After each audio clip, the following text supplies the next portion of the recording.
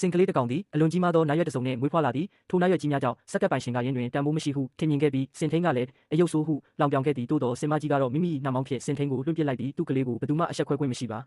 သို့သောစင်ကလေးသည်စက္ကပ်တွင်အသက်ရှင်ရပ်တည်နိုင်ရန်မီလီနှင့်ဂျိုတို့ကလှုပ်ဝက်စွာလေ့ကျင့်ပေးခဲ့ပြီးဒမ်ဘိုဟုအမည်ပေးခဲ့ကြသည်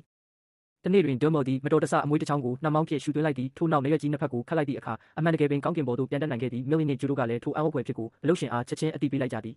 ထို့ကြောင့်ဒမ်ဘော်သည်ပထမဆုံးဖျော်ဖြေပွဲတွင်ပါဝင်ခွင့်ရခဲ့သည်သို့သောလင်း၏နာရွက်ကြီးများကြောင့်ပရိသတ်များကအယုတ်ဆိုးဟုအော်ဟစ်လောင်ပြောင်ကြသည်ထို့အပြင်ဒမ်ဘော်ကိုပစ္စည်းမျိုးစုံဖြင့်ပစ်ပေါက်ကြသည်ဒမ်ဘာကြောက်ရွံ့မှုကိုခံစားမိသောစင်မကြီးသည်စင်မြင့်ပေါ်သို့ပြေးတက်လာပြီးမိမိကလေးကိုကာကွယ်ပေးသည်ဒေါသထွက်နေသောစင်မကြီးသည်အော်ဟစ်၍မြေကြီးကိုအားပြင်းစွာနင်းသဖြင့်ပရိသတ်အားလုံးထွက်ပြေးသွားကြသည်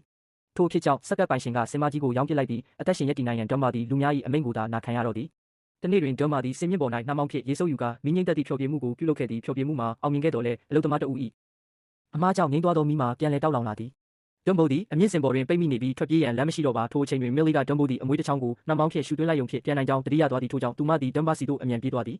မျောလင့်ထားသည့်အတိုင်းမြေပြင်ကိုထိခါနီးတွင်ဒမ်ဘာသည်နာရွက်ကြီးနှစ်ဖက်ကိုခတ်လိုက်ပြီးအောင်မြင်စွာပြန်တက်နိုင်ခဲ့သည်ထိုအချိန်မှစ၍သူသည်အယုတ်ဆိုးမဟုတ်တော့ပါစက္ကပ်၏အတောက်ပဆုံးကျဲပွင့်ဖြစ်လာသည်မိခင်အတွက်ဝင်ထုတ်ဝင်ပိုးလည်းမဟုတ်တော့ဘဲလူတိုင်းချစ်ခင်နှစ်သက်သည့်ပြန်တန်းနိုင်သောအစဉ်ဖြစ်လာခဲ့သည်မကြာမီဒမ်ဘော်သည်ပုံမကြီးမားသောဖျော်ဖြေပွဲတွင်ပါဝင်ရသည့်ဇညွန့်အရသူသည်လေထဲတွင်အခရိုဘတ်တဦးကိုကြောပေါ်တင်၍ပြန်ရမည်ဖြစ်သည်သို့သောဒမ်ဘာကမတော်တဆနှာချီလိုက်ရာအခရိုဘတ်သည်အမြင့်မှပြုတ်ကျသွားသည်ကံကောင်းစွာဖြင့်ကျိုးတစ်ချောင်းကိုအချိန်မီဖမ်းဆွဲနိုင်ခဲ့သည်ဒမ်ဘော်ကတော့ထိုမျှကံမကောင်းခဲ့ပါသူသည်အမြင့်စင်ပေါ်တွင်ချော်ကြလူနီးပါးဖြစ်သွားသည်သို့သောအချိန်မီအမွေးကိုရှူသွင်းနိုင်ခဲ့သဖြင့်အောင်မြင်စွာပြန်တက်နိုင်ခဲ့သည်ထို့နောက်ဒမ်ဘော်သည်ဖျော်ဖြေပွဲခန်းမတိုက်ရိုက်ပြန်ထွက်ပြီးမိခင်ကိုလိုက်ရှာသည်သို့သောမိခင်စင်မကြီးမှာတန်လောင်အိမ်ထဲတွင်ခြေထောက်ကိုတန်ကြိုးများဖြင့်ချီနှောင်ထားသည်ကိုတွေ့လိုက်ရသည်ဒမ်ဘော်စိတ်မပူဘဲဆက်လက်ဖျော်ဖြေနိုင်စေရန်နောက်ွယ်မှစက္ကပ်အကြီးကဲကစင်မကြီးကိုတပ်ပစ်ရန်ဆုံးဖြတ်လိုက်သည်ထိုအရာကြောင့်စက္ကပ်အလုပ်သမားများအားလုံးဒေါသထွက်သွားကြပြီးစင်မကြီးကိုလွတ်မြောက်အောင်ကူညီရန်ဆုံးဖြတ်ကြသည်ဒမ်ဘာသည်လည်းအခြေအနေအားလုံးကိုနားလည်တကယ်သို့ဖျော်ဖြေမှုအသစ်တွင်ပူးပေါင်းဆောင်ရွက်သည်အခရိုဘတ်ကဒမ်ဘာကြောပေါ်စီးကအမွေးတစ်ချောင်းကိုပေးလိုက်သည်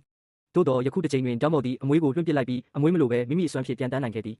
တစ်ချိန်ကလူတိုင်းလောင်ပြောင်းခဲ့သောနာရွက်ကြီးများသည်ယခုအခါသူ၏တောင်ပံများဖြစ်လာခဲ့သည်ဒမ်ဘော်သည်အခရိုဘတ်ကိုကြောပေါ်တင်ကဖျော်ဖြေပွဲခန်းမတိုက်ရိုက်ပြန်ထွက်သွားသည်စိတ်ကန်းသို့ရောက်သောအခါမိခင်စင်မကြီးသည်အချိန်တော်ကြာကတည်းကသူ့ကိုစောင့်နေခဲ့သည်ဒမ်ဘော်သည်မိမိကိုကူညီပေးခဲ့ကြသူအားလုံးကိုနှုတ်ဆက်ပြီးနောက်မိခင်နှင့်အတူစင်များ၏တဘာဝနေရက်သို့ပြန်လည်ထွက်ခွာသွားခဲ့သည်